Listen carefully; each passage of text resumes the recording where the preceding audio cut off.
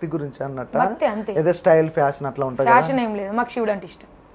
అది దీని గురించి కూడా నేను చెప్పాలనుకుంటున్నా. టాటా గురించి కూడా పిచ్చి పిచ్చిగా వాగిండ్రు. అది మనిషి ఎవడిష్టం వాళ్ళది, ఎవరికి నచ్చినట్టు వాడు బతుకుతున్నాడు.